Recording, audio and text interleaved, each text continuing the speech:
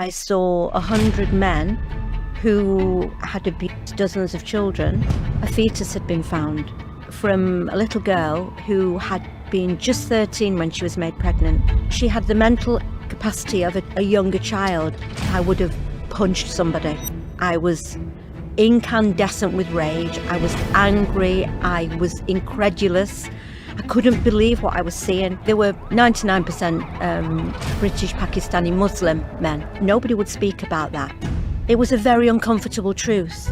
I don't care if it's Jeffrey Epstein or Harvey Weinstein. If you cared about victims, you would not have allowed this to happen on your watch. It terrified me, actually. You've saved their lives. I was going to speak out. I was not going to be silenced. Are there right now British Pakistani gangs exploiting children? Tell me a little bit, just for those who don't know, about your background and the Rochdale gangs. How long have you got? We've got an hour. I just always describe myself as an ordinary woman. You know, I've got 4 kids. I was married. I joined the police when I was 41. So I was an older recruit, if you like. And I think that's probably what made me different. That I had a very, some would say, overdeveloped sense of what was right and what was wrong. But when I'd got a kind of a rich life before I joined the police. I travelled a lot. I went back to university when I was 37. I was quite confident. But I believed that when I joined the police, I was joining to make a difference, to do the right thing, to protect the vulnerable. And when every police officer swears an oath of attestation, and in that oath, you promise that you will uphold the law, that you will protect the vulnerable, you will do it to the best of your ability. And really, that's what I thought I was doing. And I was in the police for 16 years. And it was only really my first concerns were when I worked on a case in Manchester in 2004 and 5, where I saw 100 men who had abused dozens of children, that we knew their identities, their car regs, their phone numbers, and about 3 dozen children, most of those living in care homes, from the age of 11 up to about 15. And we had a big operation called Operation Augusta. And I worked in it for about a year and a half. But my husband was terminally ill. And I went off work he died in July 2005. I went off maybe 6 weeks before he died. And when I came back to work after he died, that whole job had just been buried, completely died a death as though it had never existed. And I couldn't understand how that could happen. But I had no paperwork. I'd got, 4 young children, 2 still at school. I was in a mess. I'd been with my husband for 30 years. And so I tried to get answers, but I hit a brick wall, really. And uncomfortable as it was, there was little I could do because I didn't have any paperwork. I didn't have any evidence. The computer system had been closed down. So it was my voice against the machine, if you like. But I didn't work in child protection, Andrew. I worked in serious crime. I worked in the major incident team. So I went back to my normal duties. I worked on gang-related murders and shootings. I did kidnappings, witness protection. I loved my job and I was really good with vulnerable people. And so 5 years later, I was approached and asked to go on a job in Rochdale, which was identical to the job in Manchester in 2005. And the drama Three Girls kind of covers this a little bit, but I told them I wasn't interested. Yeah, I wasn't putting myself through that again, where I... That's the BBC drama for the people outside of Britain. Might not know it. Yeah, there was a BBC drama ultimately commissioned that we won 6 BAFTAs. I think it's back on iPlayer now. You can watch it again. You were played. I was played by Leslie Sharp. Yeah. And that drama actually very clearly explains what child sexual exploitation is. It explains what grooming gangs do. What it didn't do was focus on the failures of the police, on the Crown Prosecution Service, on what I would consider corruption and gross criminal neglect within the agencies that are meant to protect children. So if I roll back to the start of that job, it became known as Operation Span, and I was asked to join it. Now, I was approached, and the first thing I was told was that there'd been a routine property review in Greater Manchester Police property system, and a fetus had been found. And that had been seized 2 years previously from a little girl who had been just 13 when she was made pregnant. She didn't know that the police had seized it. They'd never told her. They'd never told her mum. They'd not had any consent. And yet they knew that she was being sexually abused by a gang of men. They needed DNA from that to prove who had made her pregnant. So because of my skills with vulnerable people, I was asked to go on to that job to bring on board not only that little girl who was called Ruby, that's her alias. Okay. That's what she was referred to in the drama, Three Girls. Would I approach Ruby and her family, tell them that we had a fetus, keep them on side and ask the family, would they cooperate with an investigation and help us to prosecute the abusers? So that was a big ask, because that family wouldn't even let a police officer through the door. And that was because 2 years previously, they had already spoken to the police and social services. They didn't know about the fetus being seized, but Ruby's sister was called Amber. And as a 14, 15-year-old child, she too had been horrendously abused. But then at the age of 15, she was accused of being some kind of a madam, and had been arrested. Nothing had come of it, but it had terrified her. And I was asked to also gain her trust and ask her whether she would support a police prosecution. So because of my experiences earlier, I was not prepared to go on that job. But I was given cast iron guarantees that if I brought these kids on board, that there would not be a repeat of Operation Augusta, that they would be supported right the way through to court, and that I would be allowed to support them. And alongside that, I was given official policy documents documenting those promises. In relation to Amber, also the top lawyer in the Crown Prosecution Service had assessed why she'd been arrested. It took 2 months, actually. And at the end of that period of time, he said she should never have been arrested. She is a victim in the same way as all the other children. And with those guarantees, I agreed to go on that job. Is it worth mentioning at this point that I believe it was these gangs were 99% British Pakistani? Yeah, there were 99% British Pakistani Muslim men. There were one or two, like Afghanistani. But at that point in time, nobody would speak about that, because it was a very uncomfortable truth. And I don't think we talk about it very much now, but I do think that there is an acceptance. I don't think it can be avoided anymore, that this particular kind of sexual crime, grooming gangs, is predominantly Pakistani Muslim men. Now, I hear them frequently referred to as Asian grooming gangs, but I know that that's not true. You know, they're not from Thailand, they're not Sikhs, they're not Hindus, they're not from Japan. You know, they are predominantly Pakistani Muslim men.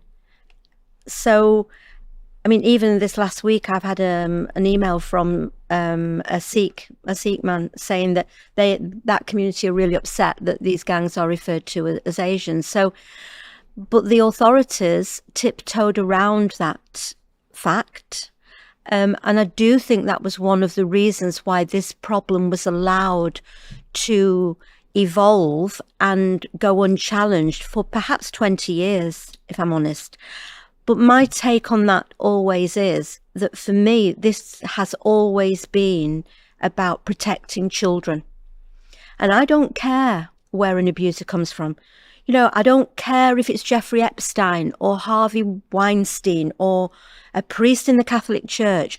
The law in this country says you cannot have 40, 50, 60-year-old man cannot get a child of 11, 12, 13 drunk out of their head and then have sex with them. That is rape. And the law says that is unlawful. So for me, it was simple. We had the evidence. I mean, even with Ruby, we had a fetus. We proved who had got her pregnant. Ruby had special educational needs. She had the mental capacity of a younger child. And she gave multiple interviews on video to me, naming multiple abusers. At the end of the road, even in relation to Ruby, that man was never charged with rape. He was charged with conspiracy. He was out of prison in less than 4 years. Ruby didn't know he hadn't been charged with rape. He was allowed to go back to Rochdale where these crimes were happening, and she bumped into him in the local supermarket, not even in knowing he was out of prison. So those things really made me angry, made me ashamed to be a police officer. And it was the second time I'd seen this happen. And I thought, you know, it made me very, very ill, actually, because I couldn't make any sense of it. You know, for me, it was simple. You had if you just simplify it to Ruby, because your listeners, I can't go into everything. Sure. It's really complicated. But I did write a book called Survivors. So if anybody really wants to understand the full complexities of it, it's all written down in there. Well, briefly, should we just say roughly how many children were involved in this Rochdale grooming gangs? Countless. But 2 weeks ago, there was an independent report published, which has taken 12 years to come out. I've worked with an independent review team for 6 years. That report 2 weeks ago officially found that there were almost 100 abusers, again, that there were in excess of, I think they said 76 children. And yet, eventually there was a trial built around one child. That for me is not justice. We had the evidence, we had the children. The official findings of that report was that Greater Manchester Police were not prepared to put resources into that investigation. And that was the same reasoning that was given about the 2005 job in the official report that reported in 2020. So both of those reports I could have written 15, 20 years ago. Well, 15 years and 12 years ago, because there is nothing in those reports that I wasn't saying at the time. And in relation to the Rochdale case, my final day on that job, it was on a Friday afternoon. There was a meeting. The first time the barrister had been in to see us, I wasn't invited into that meeting. Now, Amber had, as I say, had just identified 10 of the first 12 of her abusers. She had put her life on the line for 8 months. We were delivering precisely what senior officers at Greater Manchester Police had asked me to do. And they came out of that meeting, and I was told by a colleague, have they said anything to you, Maggie? No. Right. Well, they're not going to use Amber anymore. Now, this was the second time I'd heard it, and this time I'd been given cast iron guarantees that if these kids told me and told the police what had happened to them, that they would be supported all the way through to trial. And here I am being told again, we've changed our mind. And I literally picked my bag up because I would have punched somebody. I was incandescent with rage. I was angry. I was incredulous. I couldn't believe what I was seeing. And I walked off that job and I never went back on it. Now, in relation to Amber, bear in mind the top lawyer in the CPS had decided that she was a victim.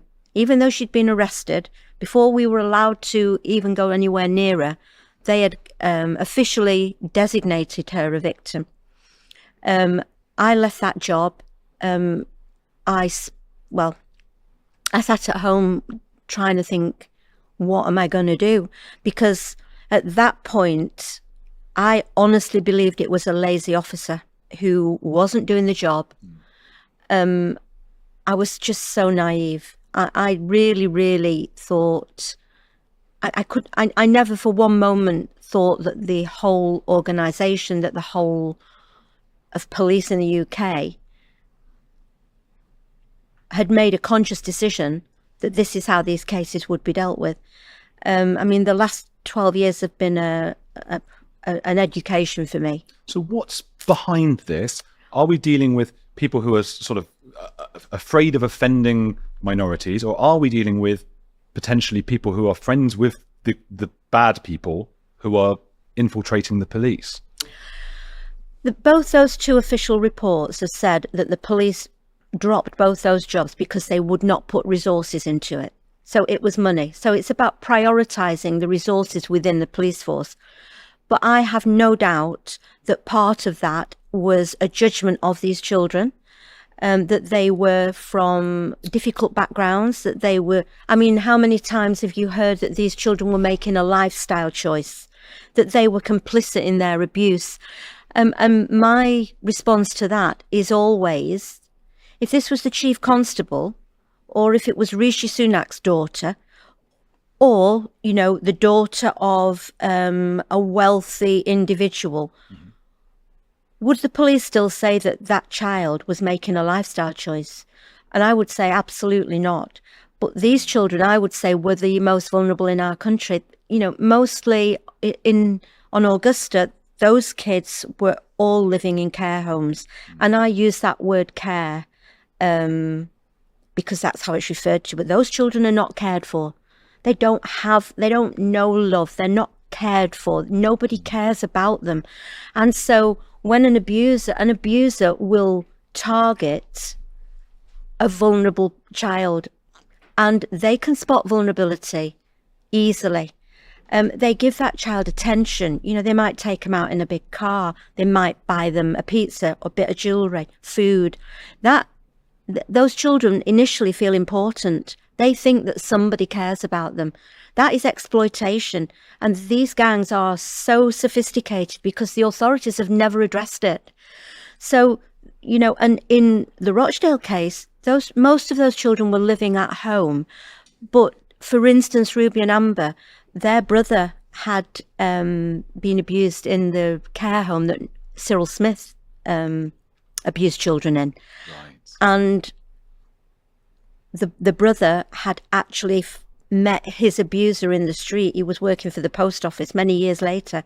And then he took a drug overdose, and Amber actually found him dead on the couch. Mum had a nervous breakdown. There were 8 children. So they were like bringing themselves up. And it wasn't that they weren't cared for.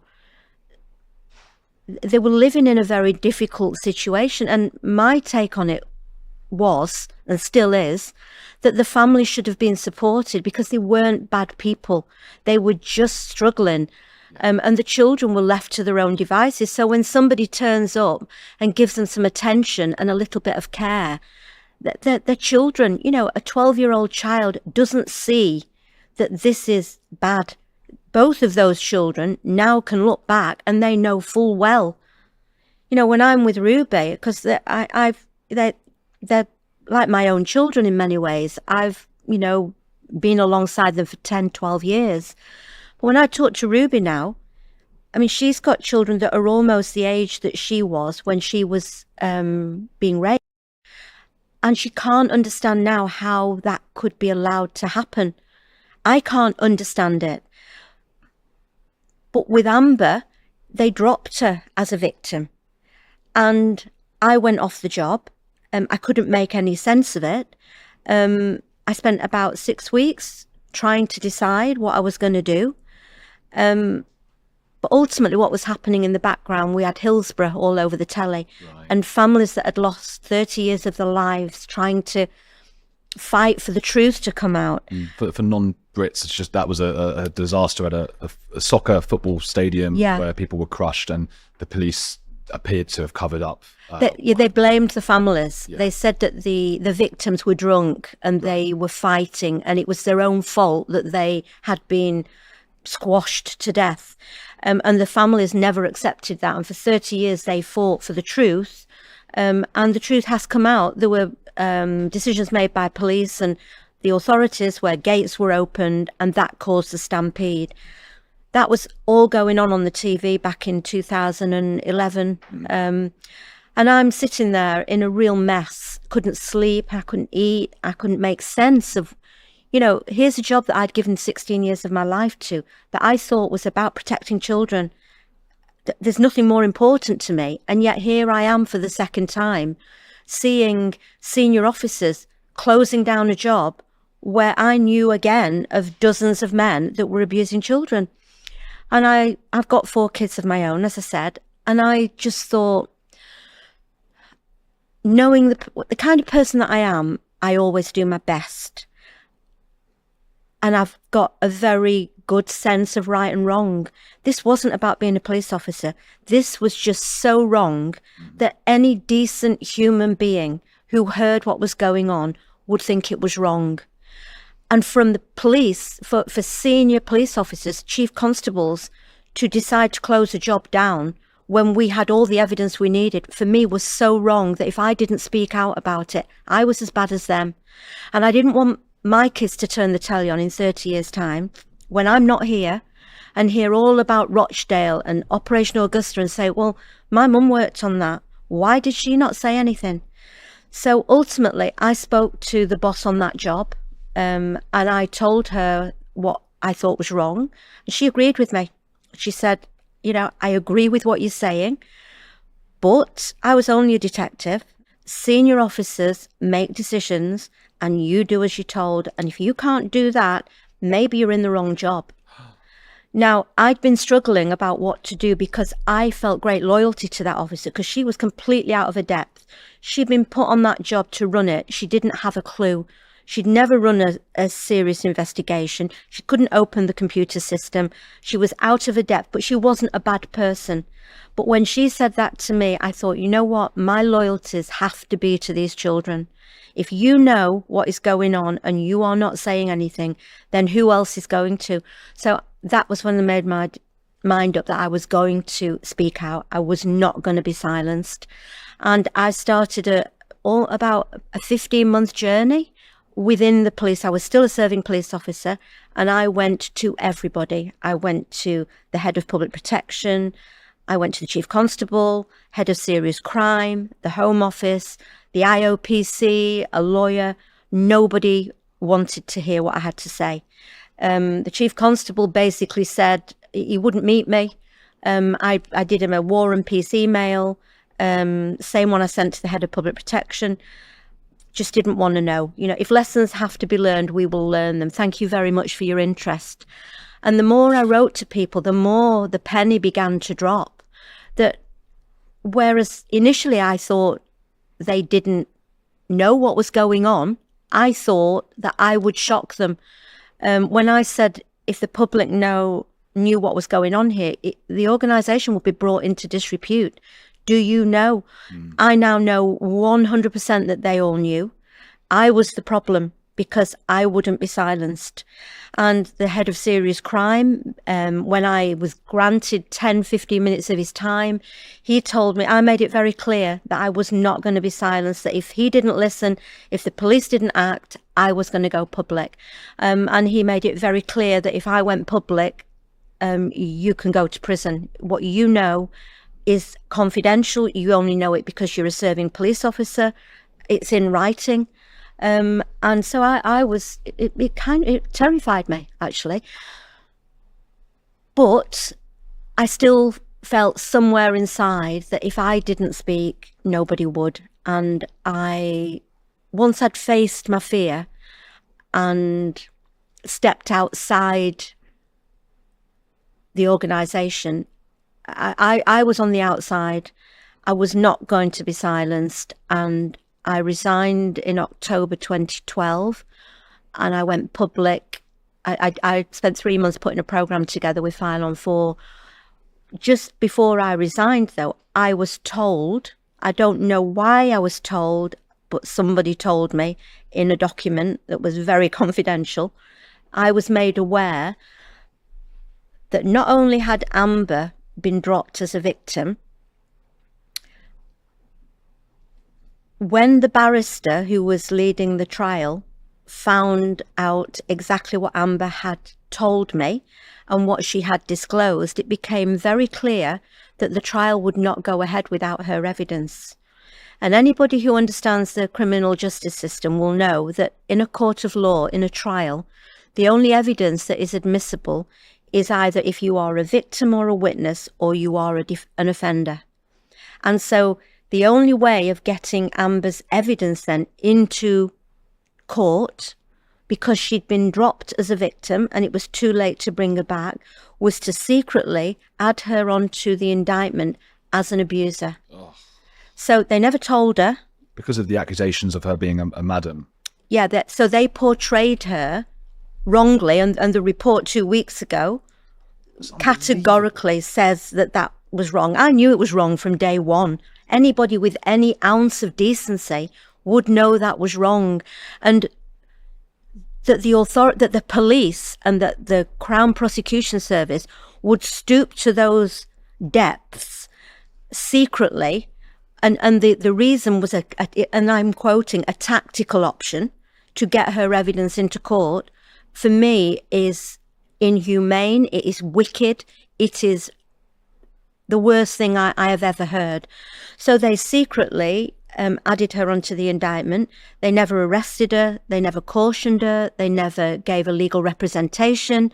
They didn't tell her. Oh. And all the evidence that she had shared with me as a victim in video interviews was then used in court to prosecute the abusers, but they added her onto that gang of abusers as one of the conspirators, even though she had been through exactly the same as all the other victims. You must have felt, how did you feel? Sick.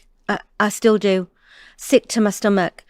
And I was told I couldn't speak to them. Right, yeah. So you couldn't even explain it. I couldn't even. So they must have thought you had betrayed them. They were told that I'd lost the plot. That they were told they mustn't contact me, and I thought I'd abandoned them. So virtually the day after I resigned, I went back to that family. It was 15 months after I'd spoken to them. They wouldn't let me through the door because they thought I'd used them and I'd dragged them in. But they did let me in, and I explained what had happened. Oh. And I also explained to Amber, you were put on the indictment. Bear in mind, this is 6 months after the trial. And she just went white, and her mum, and then the penny dropped, and she said, "Oh my God, now it makes sense." She said she'd just had her first baby, and the baby was a second baby. The first baby she'd had just before I met her. Now she'd got a second baby that had been born about 2-3 weeks before I'd gone back. And when that baby was born, because she'd been named on the indictment as part of the grooming gang, as an abuser, before that baby was born, or when the baby was born, social services had turned up at the hospital and they had tagged the baby, and they wouldn't let her take the baby out of the hospital. 3 days later, the matron said, "We need the paperwork to keep this baby here any longer." They didn't have any paperwork. It was an unlawful kind of imprisonment of her and her baby. It went to court, and they tried to take her kids away from her. But I went and got lawyers then, and we fought because it was all complete and utter lies. It took a year, but she kept her kids. I have no doubt that had I not gone back, they would have taken her kids away from it based on a pack of lies. And I have no doubt that she would have committed suicide. She is a great little mum. And I know I was ashamed of my part in gaining their trust, but I have done everything I could to put it right. And it wasn't your fault. It wasn't my fault. You were made complicit without knowing. It wasn't my fault, but I felt a real sense of responsibility. But I love them. I love them dearly. They're hard work. You've saved their lives. Well, they are. They know my kids. I know their children, and we've travelled this journey together. And I have no doubt that without me standing up to be counted, they would have had their lives destroyed. Mm-hmm. This issue would have been buried because nobody even knew that job had existed. So I lost everything though I resigned from the police. I lost my income. I lost my career. I lost my mental health for a long time. My last day at work, I was unconscious on the floor because I was so ill and I couldn't make sense of it. And I just wanted the truth to be told. So I did a documentary with File on 4, thinking that would be it. The girls actually took part in that documentary, but the subject kind of wouldn't leave me alone. It followed me. Yeah. And then the drama team approached me and I ended up bringing on board everybody to make that drama. I was the program consultant. Then the drama is a drama, kind of doesn't tell the full truth. Mm-hmm. So I wrote a book because I wanted the facts to be there. Yeah. Not just a drama. I wanted the facts there. And then I thought I was completely worn out. We were like 8 years after I'd resigned then. And I thought, I can't do this on my own anymore. So I either walk away completely or I try and build a team that can carry on this legacy alongside me and then carry it on when I can't do it anymore. So I started my own charity, which was the Maggie Oliver Foundation. And that was in 2019. We've now helped over 4,000 survivors of abuse, and we are working on cases today with victims who are being failed today. Wow. The independent reviews, Andy Burnham, who's the Police and Crime Commissioner and the Mayor of Manchester, heard me spouting on the radio and on the TV after the drama.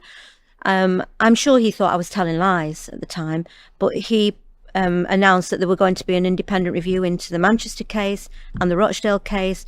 Both of those have officially concluded that I was telling the truth. Every single word I've said is the truth. Vindicated. I'm vindicated. And Amazing. More than that,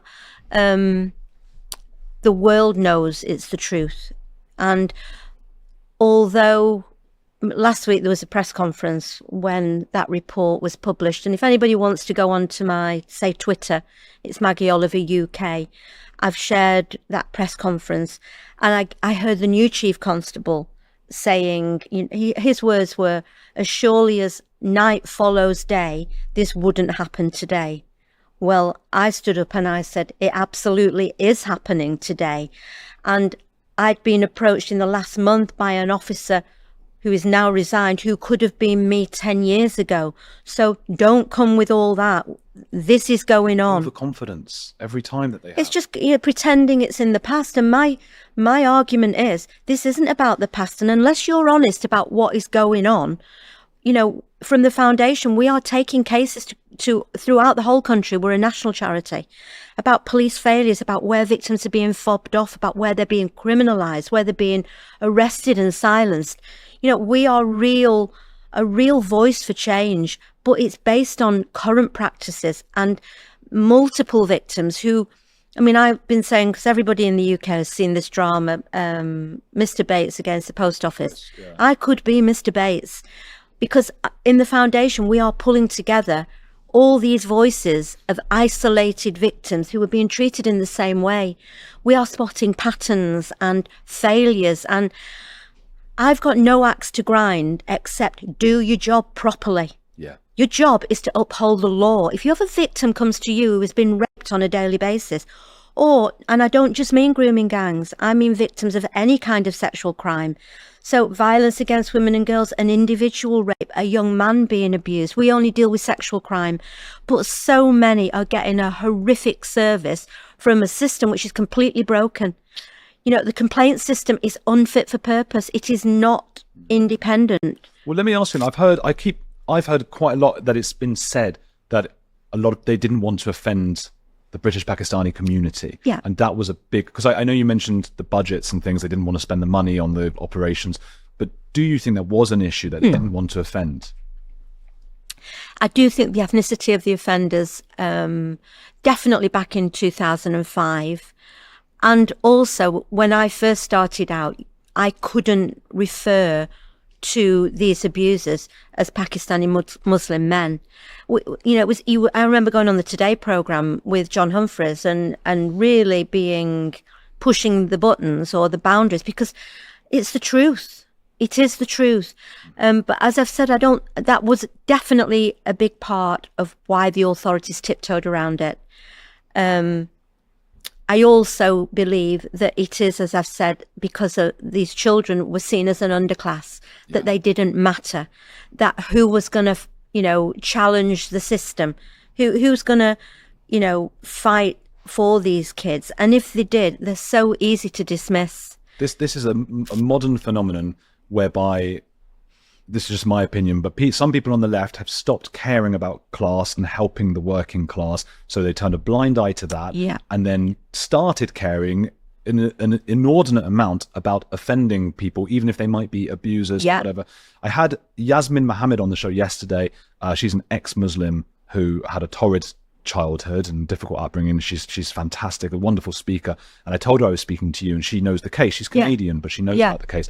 And she said to say to you, and I'm sure you know as well, like, this is going on in Pakistan. She said this is being brought straight over here. It has. And those very men, she's not entirely sure about those particular men who were involved in that case in Rochdale, but often they will start there and they come over, and that's why it's so coordinated. Yeah. I think there is a culture in the police that turns a blind eye. But I also feel within the Pakistani Muslim community that are involved in this kind of abuse, there is an attitude that the children they're abusing don't matter, that they are up for it, that they are, they're not Muslim children, that they are seen as an underclass, and that there is a word for it. They're out and they're even in the trial, in the Rochdale trial, the main abuser was called Shabir Ahmed, or Daddy was his nickname. And even in the trial, he stood up and he blamed the children and the families for letting the children go out at night at 10 o'clock, 11 o'clock at night. Well, Kafir, is that the word? Yes, it is. Kafir. It is that they are now. There are good Pakistani Muslim people, many, yeah. What I want to do is generate a conversation as to why does this happen, and without honesty about the fact that it is happening, and that it is so sophisticated now that the networks are really well developed. The children might be picked up in Rochdale, but they will be taken to Rotherham or Huddersfield or Birmingham, or it's all around the country. Why is that? And I would like to see the community itself begin to speak out very vocally that this is not acceptable. I'm no expert in religion. I'm not religious myself, but I do know that the Quran, depending on who you speak to, doesn't condone this. But others will say that it does. We are a multicultural country. And for me, it's very simple. If anybody comes to this country, they're entitled to their own religion, but they are not entitled to bring things that they may get away with in other countries to this country. We all abide by the same laws in the UK. And harsh as it might sound, if you're not prepared to do that, you don't live here. If I go to a different country, I have to respect their laws and their rules. I know I spend quite a lot of time in Turkey, and they have different rules than we do here, but I would never expect to override their laws by taking what I have to, what I believe from here. I saw a stat saying that although British Asians, and that's the word they've used, unfortunately, and you've pointed out why that's not right. They always do. Pakistani Muslims. But it's, British Asians make up 7% of the population, but 87% of convictions involving child exploitation involved British Asians. So, but they said, this was a commissioner report, you probably actually saw this at the time, to dwell on this data would be irresponsible. And I categorically disagree with that. I would say that figure that you've said is actually double what it should be, because half of those people in that percentage are women. British Asian. Oh, yeah. Yeah. So you would halve that. So 3% of the population are British Asian men. Yes. And they are responsible. At least 87%. At least 87%, because I know there was an organisation, the Quilliam Foundation, I think it was. But those you have to halve those. Wow. And the authorities have never collected ethnicity of the offenders. And in the foundation, we now do. We're not a national statistical authority, but I would argue that the statistics are not collected because they would very clearly prove what you've just said. What I would say, and I always say it, that the vast majority of people in this country are white British people. And I am not saying, and a great deal of the abuse in this country is carried out often within the family. But if you look at this particular kind of crime, which hasn't been addressed properly by the authorities, it is indisputable, in my opinion, that is the makeup of the offenders. And I want to see a national conversation about it, an honest one. And I want to know reasons why we don't address it. And we have to. You know what it reminds me of? I don't know if you were aware of at the time, or maybe you were on this particular thing, but there was a Channel 4 documentary about 20 years ago that looked into the mosques around Britain and the hate speech, basically calling for the death of Jews and homosexuals and anyone who was kafir, that kind of thing, calling very aggressively for that, which is, I believe, illegal, that kind of trying to rally people up to murder others. And when that was brought to the attention of the police, I think, tried to sue Channel 4, or at least would criticise Channel 4 for releasing the documentary because they said it would interfere with relations in the community. I wonder if when I started out on this journey in 2004, it might be the same documentary you're talking about, but there was a documentary on Channel 4, it was part of the Dispatches programme. Right. And it was called Edge of the City.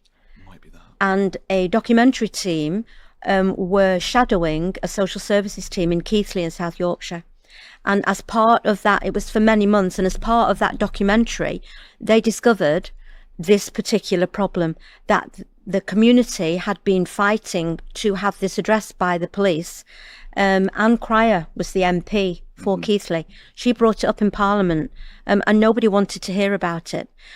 Now, when I joined Operation Augusta in 2004, I now believe, well, I know, the reason that investigation was put together was because we had a little girl called Victoria Agolia who had been horrendously sexually exploited and abused in Rochdale. And she was given a drugs overdose by one of her main abusers. At exactly the time that death occurred, that documentary, Edge of the City, was due to go out, to be transmitted.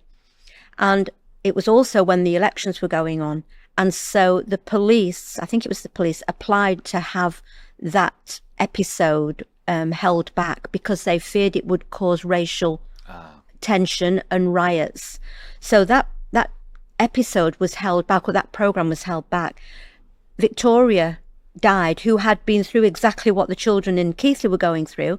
I know that Greater Manchester Police feared that there would be an outcry when this programme went out.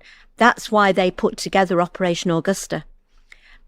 I was asked to go on that job. There were only 3 of us to start with, and it grew into a bigger job. But when the program was finally transmitted and there wasn't a national outcry, they thought, well, why are we going to take this job any further? So they buried that job. They forgot about all the children. They allowed 100 abusers to continue to abuse and pretended that that job had never happened. Now Greater Manchester Police in 2020 have been forced to reopen that case, but it's 20 years too late. Yeah. So those reasons that you're saying, I have no doubt at all, were the thinking behind, I always call it willful blindness. They knew what was going on.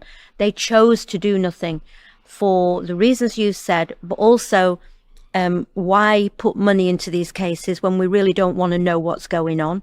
Let's pretend it doesn't happen. But the losers were the kids. Yeah. And the men that were abusing still were allowed to continue to abuse for 15 years. God knows how many other kids they abused. So we need a national conversation. Also in 2008, I am told, it was actually the former chief prosecutor who said that in 2008, the government sent a circular around to all the CPS offices saying that these kind of crimes must not be investigated by the police. So there are all these reasons threading into it. So for me to be heard has been the biggest battle of my life. I was speaking the truth, and now I think that truth is accepted throughout the country to the point that people don't really talk about it anymore because people know that that is the truth. Are there right now, in and around Britain, are there right now British Pakistani gangs exploiting children? Absolutely, 100%. But what I want to make very clear is that for me, this issue has moved way beyond just the grooming gangs. For me, this is about systemic failures within the police, within the criminal justice system, which is on its knees. It is a lack of victim care. It is blaming victims and silencing them, whoever their abusers are. I mean, there's going to be another review coming out in probably within the next 6 weeks, in relation to victims who have been unlawfully, inhumanely strip searched in police custody. Yes. They're being, I call them punishment strip searches, because we are supporting 4 of those victims, now 8 that we've identified. All of them have dared to challenge Greater Manchester Police in the way they've been treated. I spoke with one of them. I can't think of her name, but she was sort of almost Zaina. Yes. Well, she was like knocked out and then woke up and right. found she's one of them. Stripped. So Zaina's one of the girls who, I mean, she's a very strong character herself, yes. But she came to the foundation. I know Zaina. She's one of, I think there's 13, but Zaina was one victim. Within the foundation, we spotted a pattern.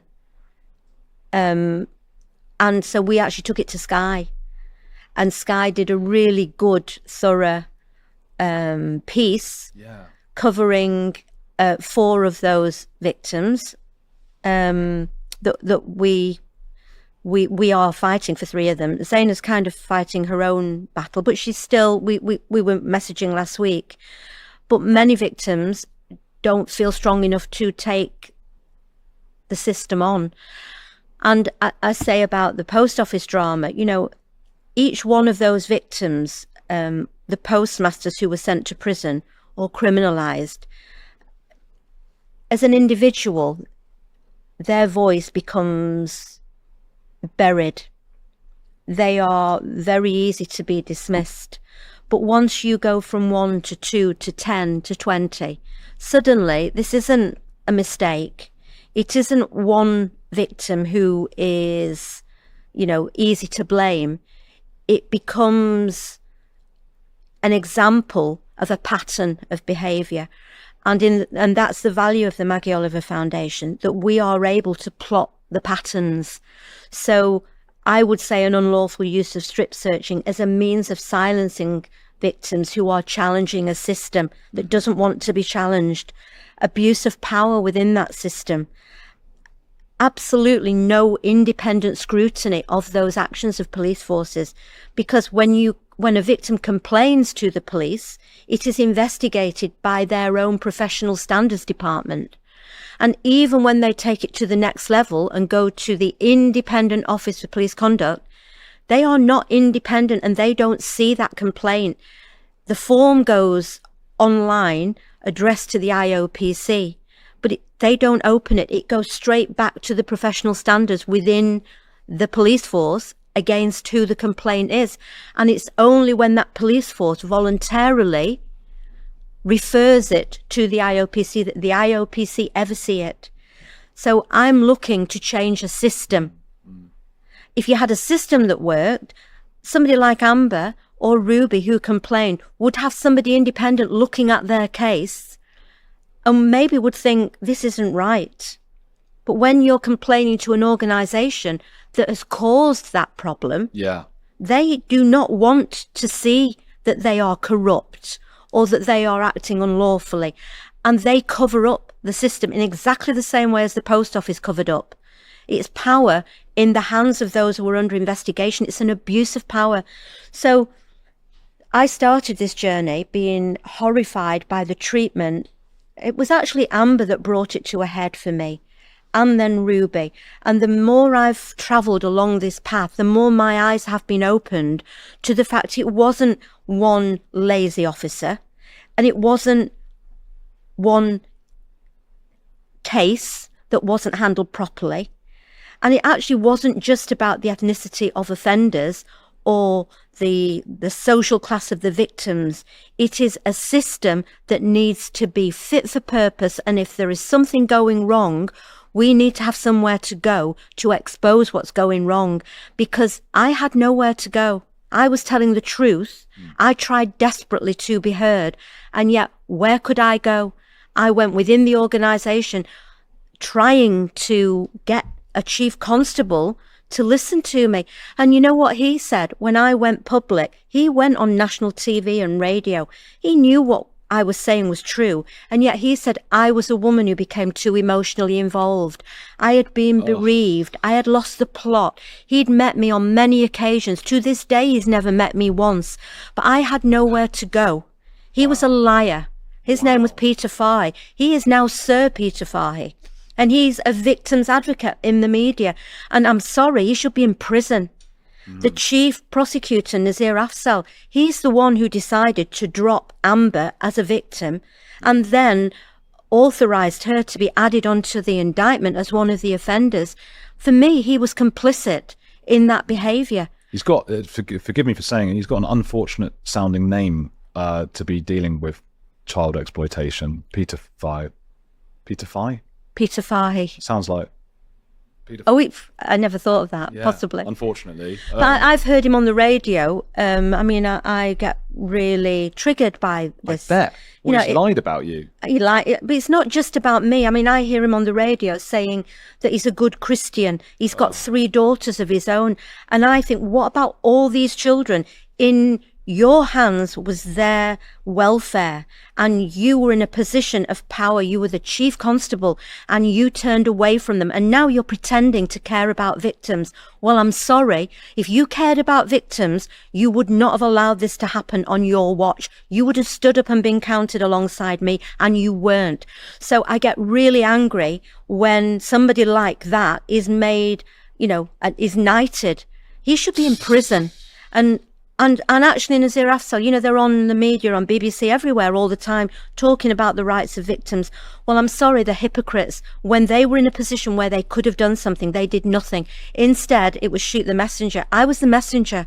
I was telling the truth, and I tried my absolute best. I went to him, begging and pleading for him to do something about these kids, and he turned away. And for me, that is unforgivable. And I've got over it. It's strengthened me. I'm a lot different than I was. It's changed me forever.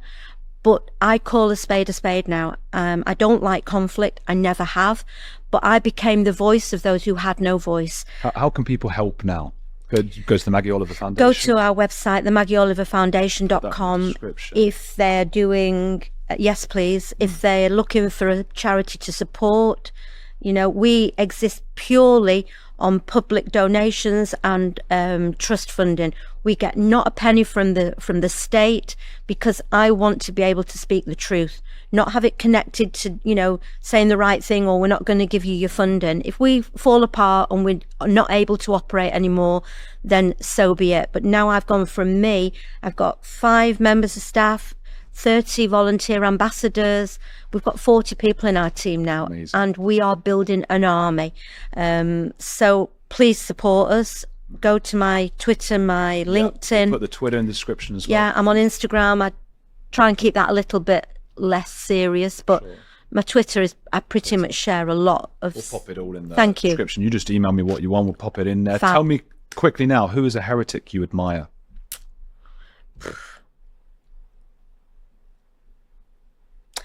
I don't know whether I would call her a heretic, and I guess it's always going to be controversial, but my inspiration in many ways has been Princess Diana. You know, I can identify with her, that the establishment tried to destroy her.